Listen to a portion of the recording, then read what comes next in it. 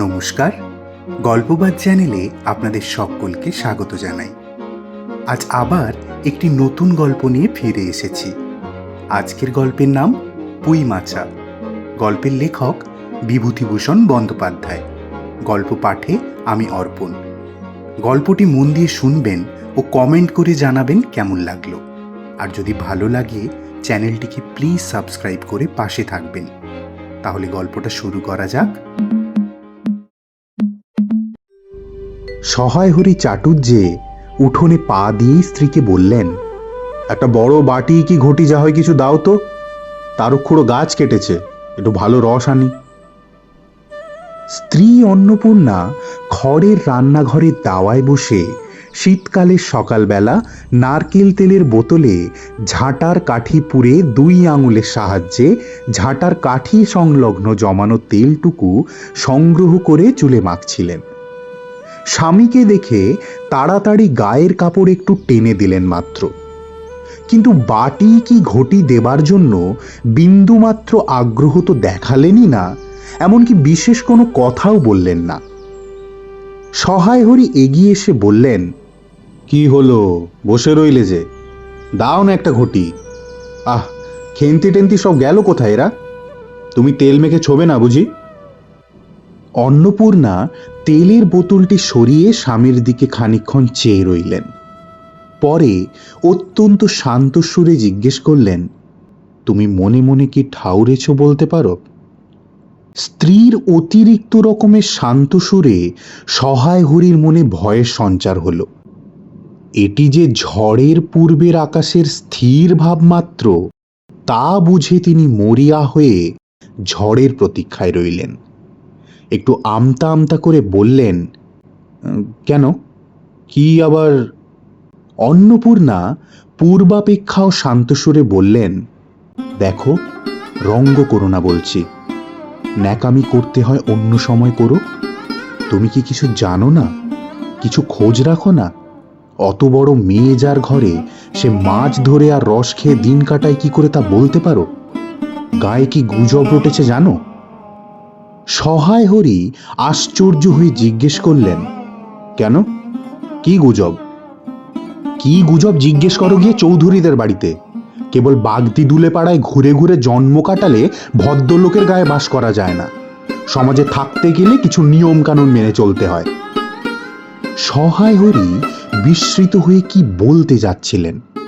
অন্নপূর্ণা পূর্বত সুরেই পুনরায় বলে উঠলেন, এক ঘরে করবে গো, তোমায় এক ঘরে করবে। কাল চৌধুরীদের চণ্ডী মণ্ডপে এসব কথা হয়েছে।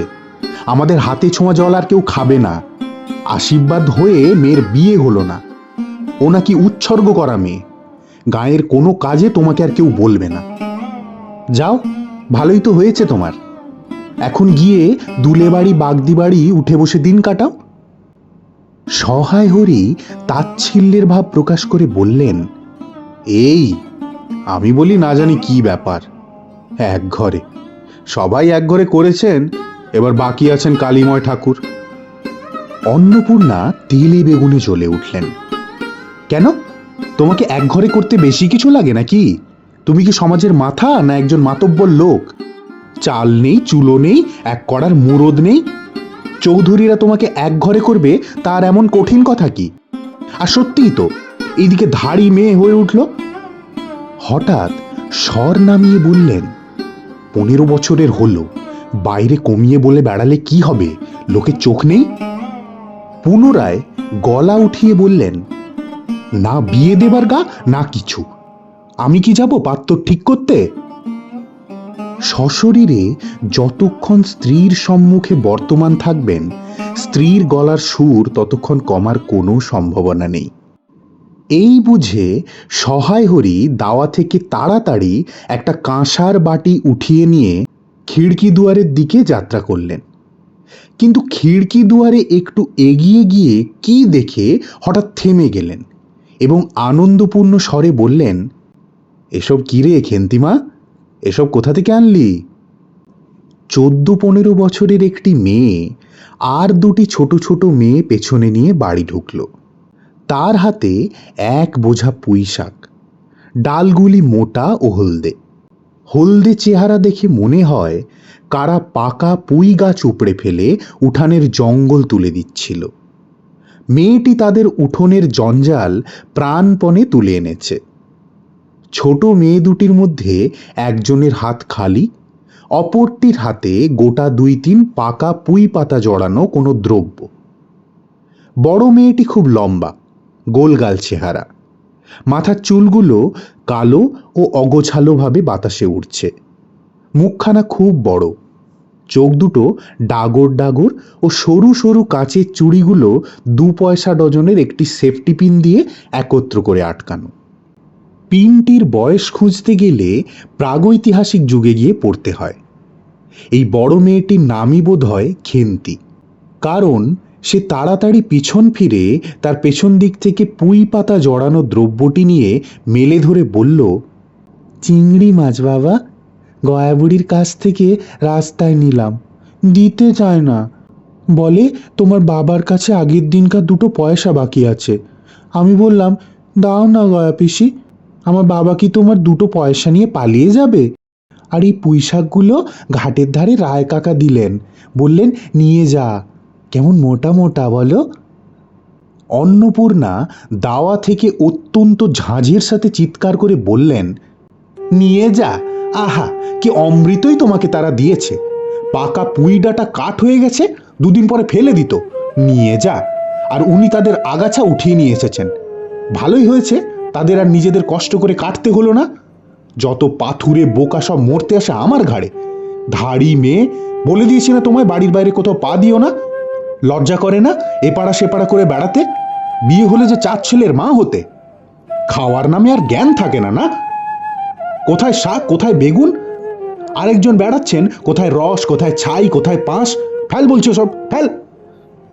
মেয়েটি শান্ত অথচ ভয় মিশ্রিত দৃষ্টিতে মায়ের দিকে চেয়ে হাতের বাঁধন আলগা করে দিল। পুঁইশাকের বোঝা মাটিতে পড়ে গেল।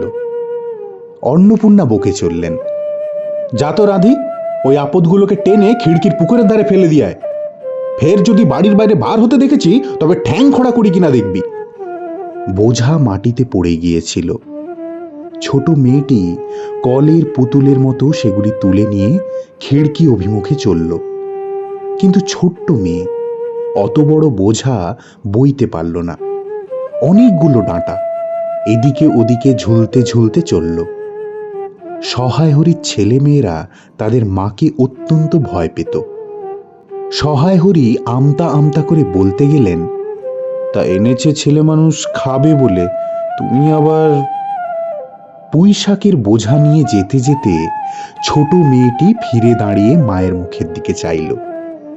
অন্নপূর্ণা তার দিকে চেয়ে বললেন, না না, নিয়ে যা, খেতে হবে না ওসব। মেয়ে মানুষেরা বড় তো নোলা কিসের? এক পাড়া থেকে আরেক পাড়ায় নিয়ে আসবে 2 পাকা পুঁইশাক ভিক্ষে করে। যা যা, তুই যা, দূর করে ফেলে দিয়া ওসব। সহায় হরি বড় মেয়ের মুখের দিকে চেয়ে দেখলেন তার চোখ দুটো জলে ভরে এসেছে। তার মনে বড় কষ্ট হলো।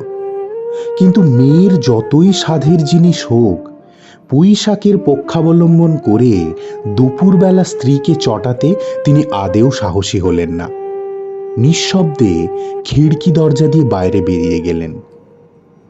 রান্না করতে বসে বড় মেয়ের মুখের কাতর দৃষ্টি মনে পড়বার সঙ্গে সঙ্গে অন্নপূর্ণার মনে পড়ল গত অরন্ধনের আগের দিন বাড়িতে পুঁইশাক রান্না করার সময় খেন্তি আবদার করে বলেছিল, মা, অর্ধেকগুলো কিন্তু একা আমার, অর্ধেকগুলো সব মিলে তোমাদের। বাড়িতে কেউ ছিল না।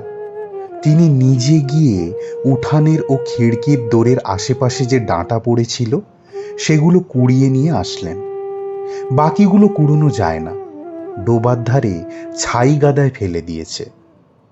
কুঁচো চিংড়ি দিয়ে তিনি চুপি চুপি পুঁইশাকের তরকারি রাঁধলেন। দুপুরবেলা খেন্তি পাতে পুঁইশাকের চচ্চড়ি দেখে বিস্ময় ও আনন্দপূর্ণ ডাগর চোখে মায়ের দিকে ভয়ে ভয়ে তাকালো। 2-1বার এদিকে ওদিকে ঘুরে আসতেই অন্নপূর্ণা দেখলেন উক্ত পুঁইশাকের এক টুকরোও তার পাতে পড়েনি। পুঁইশাকের ওপর তার এই মেয়ের কিরূপ লোভ তা তিনি জানতেন। জিজ্ঞেস করলেন, কিরে খেন্তি, আর একটু চচ্চড়ি নিবি? খেন্তি তৎক্ষণাৎ ঘাড় নেড়ে এ আনন্দজনক প্রস্তাব সমর্থন করল। কি ভেবে অন্নপূর্ণা চোখে জল চলে আসলো। চোখের জল লুকোতে গিয়ে তিনি চোখ উঁচু করে চালের বাতায় গোঁজা ডালা থেকে শুকনো লঙ্কা পাড়তে লাগলেন। কালী মায়ের চণ্ডীমণ্ডপে সেদিন বিকেলবেলা সহায় হরির ডাক পড়ল। সংক্ষিপ্ত ভূমিকা ফাঁদবার পর কালীময় উত্তেজিত সুরে বললেন, সেসব দিন কি আর আছে ভায়া? এই ধরো কেষ্ট মুখুর্জে, স্বভাব নইলে পাত্তর দেব না, স্বভাব নইলে পাত্তর দেব না করে কি কাণ্ডটাই না করলো। অবশেষে কিনা হরির ছেলেটাকে ধরে পড়ে মেয়ের বিয়ে দেয়। পরে সুর নরম করে বললেন, তা সমাজের সেসব শাসনের দিন কি আর আছে? দিন দিন চলে যাচ্ছে। বেশি দূর যাই কেন, এই যে তোমার মেয়েটি 13 বছরের। সহায় হরি বাঁধা দিয়ে বলতে গেলেন, এই শ্রাবণে 13-এ। আহা, 13 আর 16 তফাৎ কি শুনি? আর সে 13ই হোক, চাই 16ই হোক, চাই 50ই হোক, তাতে আমাদের দরকার নেই। সে তোমার হিসেব তোমার কাছে। কিন্তু পাত্তর আশীর্বাদ হয়ে যাবার পরেও তুমি বেঁকে বসলে কি জন্যে শুনি? ও তো একরকম উচ্ছজ্ঞ করা মেয়ে। আশীর্বাদী হও যা, বিয়ে হও তাই, 7 পাকের যা বাকি। এই তো সমাজে বসে এইসব কাজগুলো তুমি যে করবে আর আমরা বসে বসে দেখব, এ তুমি মনে ভেবো না। সমাজের বামুনদের যদি জাত মারবার ইচ্ছে না থাকে, মেয়ের বিয়ের বন্দোবস্ত করে ফেলো। পাত্তর আর পাত্তর, রাজপুত্তর না হলে পাত্তর মেলে না। গরিব মানুষ দিয়ে থুতে পারবে না বলেই শ্রীমন্ত মজুমদারের ছেলেকে ঠিক করে দিলাম। লেখাপড়া নাই বা জানলো, জজ ম্যাজিস্ট্রেট না হলে কি মানুষ হয় না? দিব্যি বাড়ি, বাগান, পুকুর, শুনলাম এবার নাকি 20 জমিতে 4টি আমন ধানও করেছে। ব্যাস রাজার হাল। 2 ভাইয়ের অভাব কি?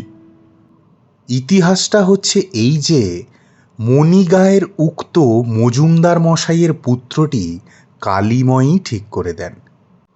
কেন কালীময় মাথা ব্যথা করে সহায় হরির মেয়ের বিয়ের সম্বন্ধ মজুমদার মহাশয়ের ছেলের সঙ্গে ঠিক করতে গেলেন, তার কারণ নির্দেশ করতে কেউ কেউ বলেন যে কালীময় নাকি মজুমদার মহাশয়ের কাছে অনেক টাকা ধার করেন, অনেক দিনের সুদ পর্যন্ত বাকি, শীঘ্র নালিশ হবে ইত্যাদি।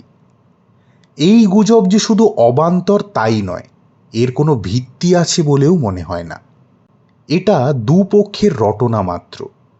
যাই হোক, পাত্রপক্ষ আশীর্বাদ করে যাওয়ার কয়েকদিন পরে সহায় হরি টের পান পাত্রটি কয়েক মাস আগে নিজের গ্রামে কি একটা করার ফলে গ্রামের এক কুম্ভকার বধূর আত্মীয় স্বজনের হাতে বেদম মার খেয়ে কিছুদিন নাকি শয্যাগত ছিল।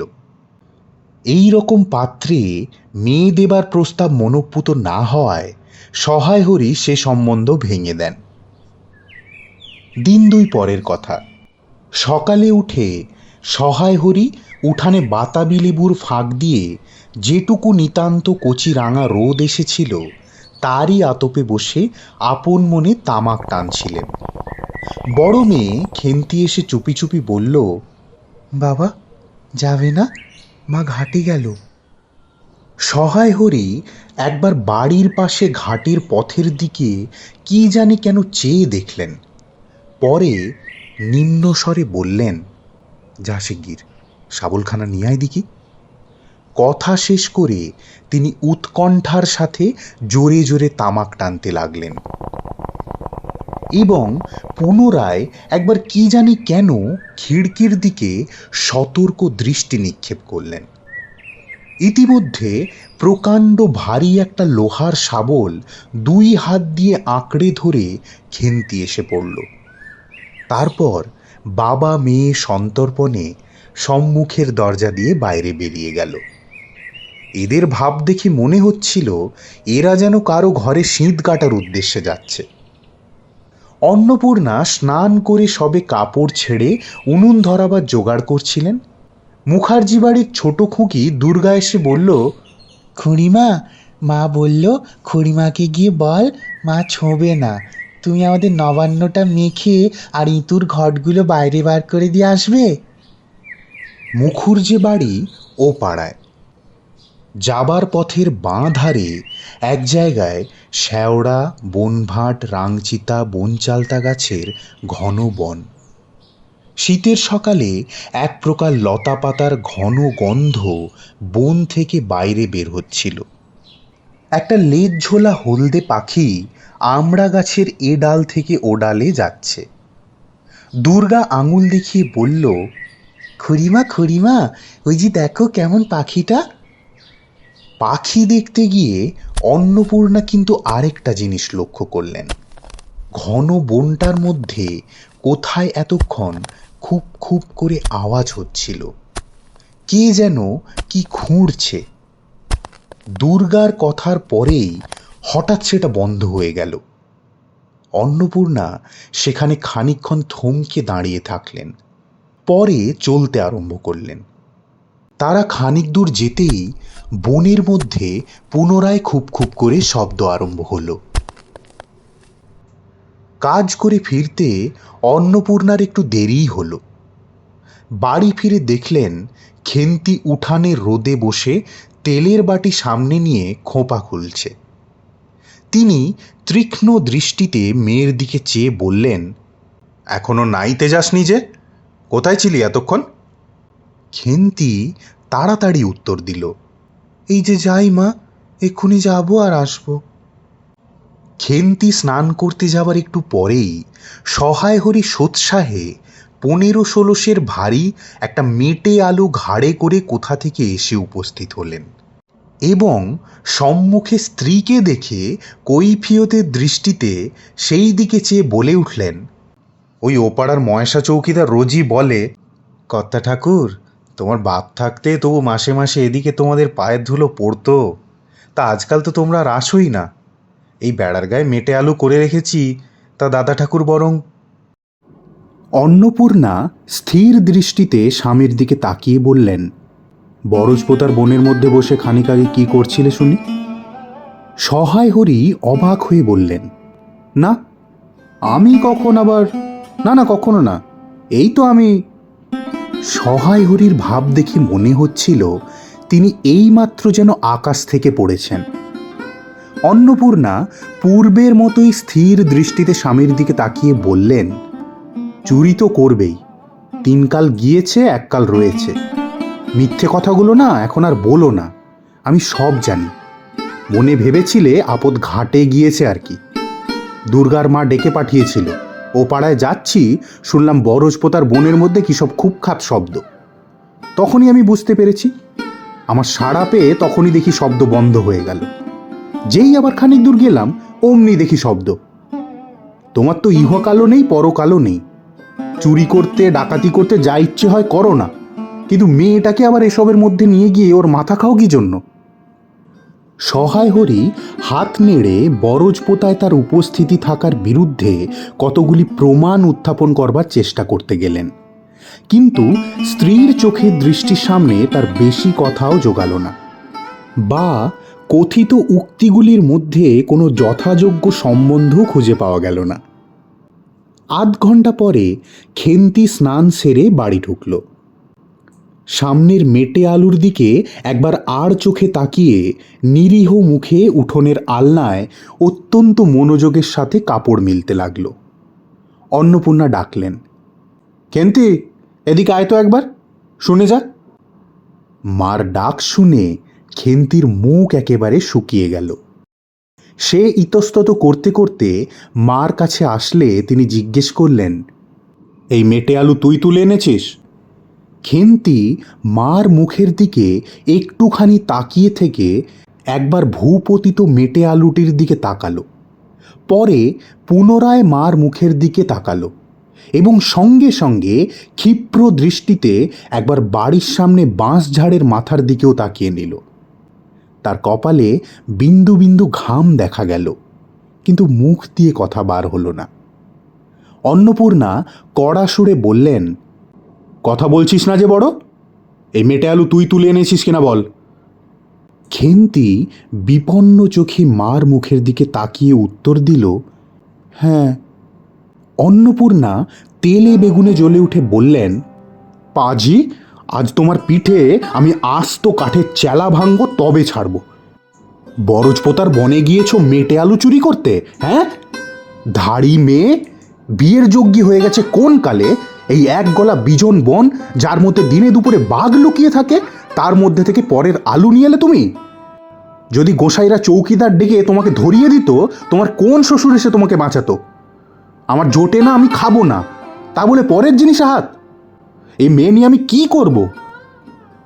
2-3 দিন পরে একদিন বিকেলে ধুলা মাটি মাখা হাতে খেন্তি মাকে এসে বলল, মা মা দেখবে এসো।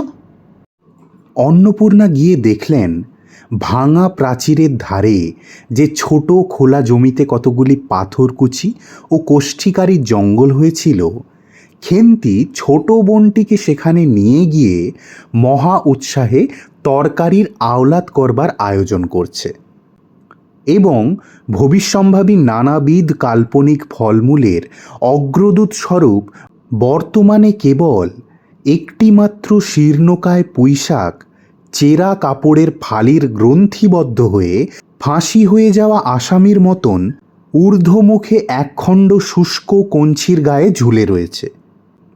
ফলমূলাদির অবশিষ্টগুলি আপাতত তার বড় মেয়ের মস্তিষ্কের মধ্যে অবস্থান করছে, দিনের আলো এখনো বের হয়নি। অন্নপূর্ণা হেসে বললেন, দূর পাগলি, এখন পুঁই ডাঁটা চারা পোতে কখনো? বর্ষাকালে পুঁততে হয়, এখন যে জল না পেয়ে মরে যাবে। খেন্তি বলল, কেন, আমি রোজ জল ঢালবো। অন্নপূর্ণা বললেন, দেখ, হয়তো বেঁচে যেতেও পারে, আজকাল রাত্রে খুব শিশির হয়। খুব শীত পড়েছে। সকালে উঠে সহায় হরি দেখলেন তার 2 ছোট মেয়ে দোলাই গায়ে বেঁধে রোদ উঠবার প্রত্যাশায় উঠানের কাঁঠাল তলায় দাঁড়িয়ে আছে। একটা ভাঙা ঝুড়ি করে খেন্তি শীতে কাঁপতে কাঁপতে মুখুজ্জে বাড়ির থেকে গোবর কুড়িয়ে আনলো। সহায় হরি বললেন, হ্যাঁ মা খেন্তি, তা সকালে উঠে জামাটা গায়ে দিতে তোর কি হয়? দেখো দেখি, এই শীত। আচ্ছা দিচ্ছি বাবা, কই শীত তেমন তো। হ্যাঁ দে মা, এক্ষুনি দে, অসুখ বিসুখ 5 রকম হতে পারে, বুঝলি নে। সহায় হরি বেরিয়ে গেলেন। ভাবতে ভাবতে গেলেন, তিনি কি অনেক দিন মেয়ের মুখে ভালো করে চাননি? খেন্তির মুখ এমন সুশ্রী হয়ে উঠেছে। জামার ইতিহাসটা খানিকটা এই রকম। বহু বছর হলো হরিশপুরের রাসের মেলার থেকে সহায় হরি এই 2.5 টাকা মূল্যের জামাটি কিনে এনেছিলেন। ছিঁড়ে যাবার পর তাতে অনেকবার রিফু করা হয়েছিল। সম্প্রতি গত বছর থেকেই খেন্তির স্বাস্থ্যোন্নতি হওয়ার দরুন জামাটি তার গায়ে হয় না। সংসারের এসব খোঁজ সহায় হরি রাখতেন না। জামার বর্তমান অবস্থা অন্নপূর্ণারও জানা ছিল না। খেন্তির নিজস্ব ভাঙা টিনের তোরঙ্গের মধ্যে এটি থাকত।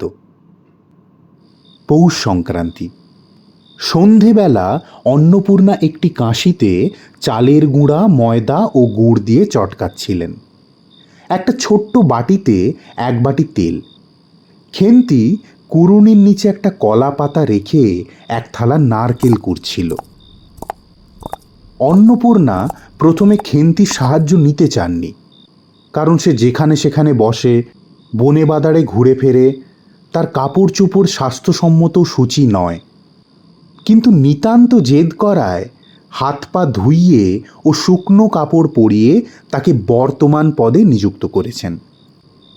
ময়দার গোলা মাখা শেষ হলে অন্নপূর্ণা উনুনে খোলা চাপাতে যাচ্ছেন। ছোট মেয়ে রাধি হঠাৎ ডান হাতখানা পেতে বলল, মা একটু দাও না। অন্নপূর্ণা বড় গামলাটার থেকে একটুখানি গোলা তুলে নিয়ে হাতের 5টি আঙুল দিয়ে একটি বিশেষ মুদ্রা রচনা করে সেটুকু রাধির প্রসারিত হাতের উপর দিলেন। মেজ মেয়ে পুঁটি অমনি ডান হাতখানা কাপড়ে তাড়াতাড়ি মুছে নিয়ে মার সামনে পেতে বলল, মা আমাকেও একটু দাও। খেন্তি সূচিবস্তে নারকেল কুড়তে কুড়তে লব্ধ দৃষ্টিতে মাঝে মাঝে এদিকে চাইছিল। এই সময় খেতে চাওয়ায় মা পাছে বকে, সেই ভয়ে চুপ করে থাকল। অন্নপূর্ণা বললেন, দেখি নারকেলের মালাটা নিয়ে আয় তো খেন্তি, ওতে তোর জন্য একটু তুলে রাখি। খেন্তি তাড়াতাড়ি নারকেলের ওপরের মালাখানা, যেটাতে ফুটো নেই, সেইখানা সরিয়ে দিল। অন্নপূর্ণা তাতে একটু বেশি করে গোলা ঢেলে দিলেন। মেজ মেয়ে পুটি বললে, জ্যাঠাইমারা অনেকটা দুধ নিয়েছে, রাঙা দিদি ক্ষীর তৈরি করছিল, ওদের অনেক রকম পিঠে হবে। খেন্তি মুখ তুলে বলল, এবেলা আবার হবে নাকি? ওরা তো ওবেলা ব্রাহ্মণ নিমন্ত্রণ করেছিল, সুরেশ কাকাকে আর ওপাড়া তিনুর বাবাকে। ওবেলা তো পায়েস, ঝোলপুলি, মুক্তোক্তি এইসব হয়েছে। পুটি জিজ্ঞেস করল, হ্যাঁ মা, ক্ষীর না হলে নাকি পাটিসাপটা হয় না?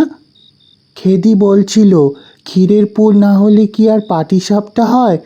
আমি বললাম, কেন, আমার মা তো শুধু নারকেলের ছাই দিয়েই করে, সে তো ভালোই লাগে। অন্নপূর্ণা বেগুনের বোটায় একটুখানি তেল নিয়ে খোলায় মাখাতে মাখাতে প্রশ্নের সদুত্তর খুঁজতে লাগলেন। খেন্তি বলল, খেদির ওইসব কথা, খেদির মা তো ভারী পিঠে করে কি না? ক্ষীরের পুর দিয়ে ঘিয়ে ভাজলেই কি আর পিঠে হলো? সেদিন জামাই এলে ওদের বাড়িতে দেখতে গেলুম কি না, তাই খুড়িমা দুখানা পাটিসাপটা খেতে দিলে। ও মা, কেমন একটা ধরা ধরা গন্ধ! আর মায়ের পিঠেতে কখনো কোনো গন্ধ পাওয়া যায়? পাটিসাপটাতে ক্ষীর দিলে ছাই খেতে হয়। বেপরোয়াভাবে এই কথাগুলি শেষ করে খেন্তি মার চোখের দিকে চেয়ে জিজ্ঞেস করল, মা, নারকেল কোড়া একটু নেব? অন্নপূর্ণা বললেন, নে, কিন্তু এখানে বসে খাস না, মুখ থেকে পড়বে না কি হবে, যা ওইদিকে যা। খেন্তি নারকেলের মালায় এক থাবা তুলে নিয়ে একটু দূরে গিয়ে খেতে লাগল। মুখ যদি মনের দর্পণ স্বরূপ হয়, তবে খেন্তির মুখ দেখে সন্দেহের কোনো কারণ থাকতে পারে না যে সে অত্যন্ত মানসিক তৃপ্তি অনুভব করছে। ঘণ্টাখানেক পরে অন্নপূর্ণা বললেন, ওরে, তোরা সব এক এক টুকরো পাতা পেতে বস তো দেখি, গরম গরম দিই। খেন্তি, জল দেওয়া ভাত আছে ওবেলার, বার করে নিয়ে আয় তোমা। খেন্তির কাছে অন্নপূর্ণার এই প্রস্তাব যে মনোপুত হলো না, তা তার মুখ দেখেই বোঝা গেল। পুঁটি বলল, মা, বড়দি পিঠেই খাক না, কত ভালোবাসে, ভাত বরং থাকুক, আমরা কাল সকালে খাবো। খান কয়েক খাওয়ার পরেই মেজ মেয়ে পুঁটি খেতে চাইল না। সে নাকি অধিক মিষ্টি খেতে পারে না। সকলের খাওয়া শেষ হয়ে গেলেও খেন্তি তখনও খাচ্ছে। সে মুখ বুজে শান্তভাবে খায়, খুব বেশি কথা বলে না। অন্নপূর্ণা দেখলেন সে কম করেও 18-19 খানা খেয়েছে। জিজ্ঞেস করলেন, খেন্তি, আর নিবি? খেন্তি খেতে খেতে শান্তভাবে সম্মতিসূচক ঘাড় নাড়ল। অন্নপূর্ণা তাকে আরও খান কয়েক দিলেন। খেন্তির মুখ চোখ ঈষৎ উজ্জ্বল দেখালো। হাসি ভরা চোখে মার দিকে চেয়ে বলল, বেশ খেতে হয়েছে মা, এই যে তুমি কেমন ফেনিয়ে নাও, ওতেই কিন্তু। সে পুনরায় খেতে লাগল। অন্নপূর্ণা হাতা খুন্তি তুলতে তুলতে সস্নেহী তার এই শান্ত নিরীহ একটু অধিক মাত্রায় ভোজনপটু মেয়েটির দিকে চেয়ে রইলেন, আর মনে মনে ভাবলেন, খেন্তি আমার যার ঘরে যাবে তাদের অনেক সুখ দেবে। এমন ভালো মানুষ, কাজে কর্মে বকো, মারো, গাল দাও, টু শব্দটি নেই মুখে, উঁচু কথা কেউ কখনো শোনেনি। বৈশাখ মাসের প্রথমে সহায় হরির এক দুঃসম্পর্কের আত্মীয়ের ঘটকালিতে খেন্তির বিয়ে হয়ে গেল। দ্বিতীয় পক্ষে বিয়ে করলেও পাত্রটির বয়স 40-এর খুব বেশি কোনো মতেই হবে না। তবুও প্রথমে এখানে অন্নপূর্ণা আদেও ইচ্ছুক ছিলেন না, কিন্তু পাত্রটি সঙ্গতিপন্ন, শহরাঞ্চলে বাড়ি, সিলেট, চুন ও ইটের ব্যবসায় 2 পয়সা নাকি করেছে। এরকম পাত্র হঠাৎ মেলাও বড় দুষ্কর কিনা। জামাইয়ের বয়স একটু বেশি। প্রথমে অন্নপূর্ণা জামাইয়ের সম্মুখে বাইরে আসতে একটু সংকোচ বোধ করছিলেন।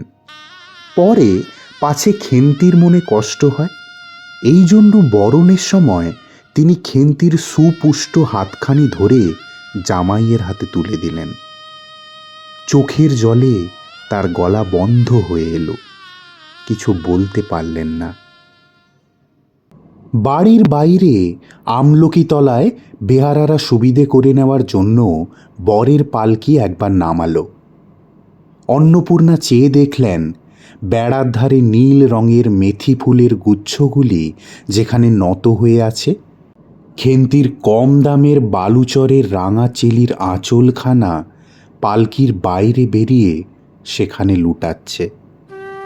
তার এই অত্যন্ত অগোছালো, নিতান্ত নিরীহ এবং একটু অধিক মাত্রায় ভোজনপটু মেয়েটিকে পরের ঘরে অপরিচিত মহলে পাঠাতে তার বুক উদ্বেল হয়ে উঠছিল। খেন্তিকে কি পরের লোকে ঠিক বুঝবে? যাওয়ার সময় খেন্তি চোখের জলে ভাসতে ভাসতে সান্ত্বনার সুরে বলছিল, মা, আষাঢ় মাসেই আমাকে এনো, বাবাকে পাঠিয়ে দিও, 2 মাস তো। ও পাড়া ঠান দিদি বললেন, তোর বাবা তোর বাড়িতে যাবে কেন রে? আগে নাতি হোক তবে তো। খেন্তির মুখ লজ্জায় রাঙা হয়ে উঠল। জল ভরা ডাগর চোখের ওপর একটুখানি লাজুক হাসির আভা মাখিয়ে সে একগুঁয়েমি সুরে বলল, যাবে বই কি, দেখি তো কেমন না যায়। ফাল্গুন চৈত্র মাসের বিকেলবেলা উঠানের মাচায় রোদে দেওয়া আমসত্ত্ব তুলতে তুলতে অন্নপূর্ণার মন হু হু করত। তার অনাচারী লোভী মেয়েটি আজ বাড়িতে নেই যে, না হলে কোথা থেকে বেরিয়ে এসে লজ্জাহীনার মতো হাতখানি পেতে মিনতি সুরে অমনি বলতো, মা, একটা কথা বলবো, এই কোনাটা ছিঁড়ে একটুখানি দাও না। 1 বছরের উপর হয়ে গেছে। পুনরায় আষাঢ় মাস। বর্ষা বেশ নেমেছে।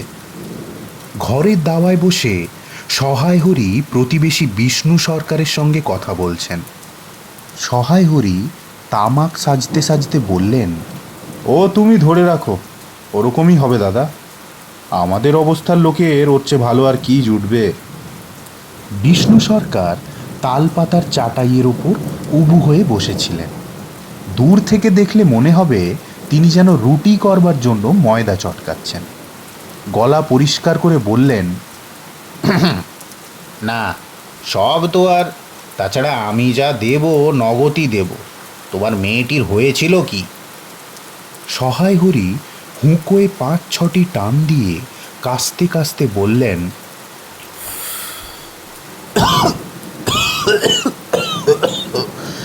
বসন্ত হয়েছিল শুনলাম। ব্যাপার কি দাঁড়ালো বুঝলে? মেয়ে তো কিছুতে পাঠাতেই চায় না। 250 আন্দাজ টাকা বাকি ছিল। বললে ও টাকা আগে দাও, তবে মেয়ে নিয়ে যাও। একেবারে চামার। তারপর বললাম, টাকাটা ভায়া ক্রমে ক্রমে দিচ্ছি। পুজোর তত্ত্ব কম করে 30 টাকার কম হবে না ভেবে দেখলাম। মেয়ের নানা নিন্দে ওঠালো।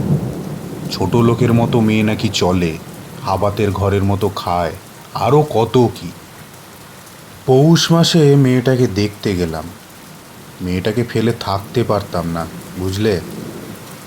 সহায় হরি হঠাৎ কথা বন্ধ করে জোরে মিনিট কয়েক ধরে হুঁকোয় টান দিতে লাগলেন। কিছুক্ষণ দুজনের কোনো কথা শোনা গেল না। অল্পক্ষণ পর বিষ্ণু সরকার বললেন, তারপর? আমার স্ত্রী অত্যন্ত কান্নাকাটি করতে পৌষ মাসে দেখতে গেলাম। মেয়েটার যা অবস্থা করেছে। শাশুড়িটা শুনিয়ে শুনিয়ে বলতে লাগলো, না জেনে শুনে ছোট লোকের সঙ্গে কুটুম্বিতে করলে নাকি এরকমই হয়, যেমন মেয়ে তেমনি বাপ। পৌষ মাসের দিনে মেয়ে দেখতে এলেন শুধু হাতে। পরে বিষ্ণু সরকারের দিকে চেয়ে বললেন, বলি আমরা ছোট লোক কি বড় লোক তোমার তো সরকার খুঁড়ো জানতে বাকি নেই। বলি পরমেশ্বর চাটুর্যের নামে নীলকুঠির আমলে এই অঞ্চলে বাঘে গরুতে এক ঘাটে জল খেয়েছে। বিষ্ণু সরকার সমর্থন সূচক একটা অস্পষ্ট শব্দ করে বার কত ঘাড় নাড়লেন। তারপর ফাল্গুন মাসেই তার বসন্ত হলো।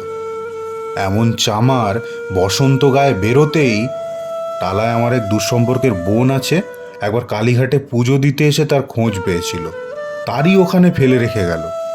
আমায় না একটা সংবাদ না কিছু। সেই বোন আমায় সংবাদ দেয়। আমি গিয়ে দেখতে পাওনি? না, এমন চামার গয়নাগুলো অসুখ অবস্থা থেকেই গা থেকে খুলে নিয়ে তবে টালায় পাঠিয়েছে। যাক, তা চলো যাওয়া যাক, বেলা গেল। তা চার কি ঠিক করলে? পিঁপড়ের টোপে মাছের চার তো সুবিধা হবে না। তারপর কয়েক মাস কেটে গেছে। আজ আবার পৌষ পার্বণের দিন। এবার পৌষ মাসের শেষেই এত শীত পড়েছে যে এরূপ শীত তারা কখনো জ্ঞানে দেখেনি। সন্ধ্যের সময় রান্নাঘরের মধ্যে বসে অন্নপূর্ণা সরু চাকলি পিঠের জন্য চালের গুঁড়ায় গোলা তৈরি করছেন। পুঁটি ও রাধি উনুনের পাশে বসে আগুন পোহাচ্ছে। রাধি বলছে, আর একটু জল দিতে হবে মা, অত ঘন করে ফেললে কেন? পুঁটি বলল, আচ্ছা মা, ওতে একটু নুন দিলে হয় না? ও মা, দেখো রাধির দোলাই কোথায় ঝুলছে, এক্ষুনি ধরে উঠবে। অন্নপূর্ণা বলে উঠলেন, সরে এসে বস মা, আগুনের ঘাড়ে কি না বসলে আগুন পোহানো হয় না, এদিকে আয়। গোলা তৈরি হয়ে গেলে খোলা আগুনে চড়িয়ে অন্নপূর্ণা গোলা ঢেলে মুঠি দিয়ে চেপে ধরলেন। দেখতে দেখতে মিঠে আঁচে পিঠে টোপরের মতো ফুলে উঠল। পুঁটি বলল, মা দাও, প্রথম পিঠেখানা কানাচে সারা ষষ্ঠীকে ফেলে দিয়ে আসি। অন্নপূর্ণা বললেন, একা যাস নে, রাধিকে নিয়ে যা। খুব জ্যোৎস্না উঠেছিল। বাড়ির পিছনে সারা গাছের ঝোপের মাথায় তেলাকুচার লতায় থলো থলো সাদা ফুলের মধ্যে জ্যোৎস্না আটকে রয়েছে। পুটি ও রাধি খিড়কির দোর খুলতেই একটা শিয়াল শুকনো পাতায় খসখস করতে করতে ঘন ঝোপের মধ্যে ছুটে পালালো। পুটি পিঠেখানা জোর করে ছুঁড়ে ঝোপের মাথায় ফেলে দিল। তারপর চারিধারে নির্জন বাঁশবনের নিস্তব্ধতায় ভয় পেয়ে ছেলে মানুষ পিছু হটে এসে খিড়কির দরজার মধ্যে ঢুকে পড়ে তাড়াতাড়ি দরজা বন্ধ করে দিল। পুটি ও রাধি ফিরে আসলে অন্নপূর্ণা জিজ্ঞেস করলেন, দিলি? পুটি বলল, হ্যাঁ মা, তুমি আর বছর যেখান থেকে লেবুর চারা তুলে এনেছিলে সেখানে ফেলে দিলাম। তারপর সে রাতে অনেকক্ষণ কেটে গেল। পিঠে গড়া প্রায় শেষ হয়ে এসেছে। রাতও তখন খুব বেশি। জ্যোৎস্নার আলোয় বাড়ির পেছনের বনে অনেকক্ষণ ধরে একটা কাঠঠোকরা পাখি ঠক ঠক শব্দ করছিল। তার স্বরটাও যেন ক্রমে তন্দ্রালু হয়ে পড়েছে। দুই বোনের খাবার জন্য কলার পাতা ছিঁড়তে ছিঁড়তে পুটি অন্যমনস্কভাবে হঠাৎ বলে উঠল, দিদি বড় ভালোবাসতো। তিনজনেই খানিকক্ষণ নির্বাক হয়ে বসে রইল। তারপর তাদের তিনজনেরই দৃষ্টি কেমন করে আপনা আপনি উঠানের এক কোণে আবদ্ধ হয়ে পড়ল, যেখানে বাড়ির সেই লোভী মেয়েটির স্মৃতি পাতায় পাতায় শিরায় শিরায় জড়িয়ে। তার কত সাধের নিজের হাতে পোঁতা পুঁই গাছটি মাচা জুড়ে বেড়ে উঠেছে। বর্ষার জল ও কার্তিক মাসের শিশির নিয়ে কচি কচি সবুজ ডগাগুলি মাচাতে সব ধরেনি, মাচা থেকে বাইরে দুলছে। সুপুষ্ট নধর প্রবর্ধমান জীবনের লাবণ্যে ভরপুর। গল্পটি মন দিয়ে শোনার জন্য অনেক ধন্যবাদ। কেমন লাগলো অবশ্যই কমেন্ট করে জানাবেন আর যদি ভালো লেগে থাকে তাহলে চ্যানেলটিকে প্লিজ সাবস্ক্রাইব করে দিয়ে পাশে থাকা বেল আইকনটি প্রেস করে দেবেন, যাতে এরকম অনেক নতুন গল্প নিয়ে আপনাদের সামনে ফিরে আসতে পারি। ধন্যবাদ।